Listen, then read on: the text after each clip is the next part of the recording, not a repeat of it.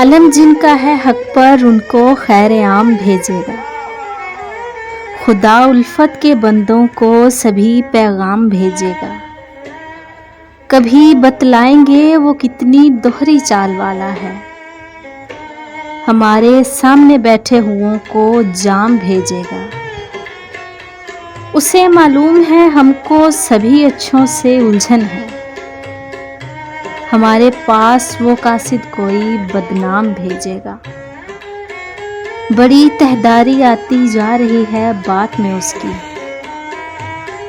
किसी से हम सुखन होगा किसी के नाम भेजेगा। किसी के खत दोबारा पढ़ने से महसूस होता है, कभी तोहफे में अपनी एक दो वो शाम भेजेगा।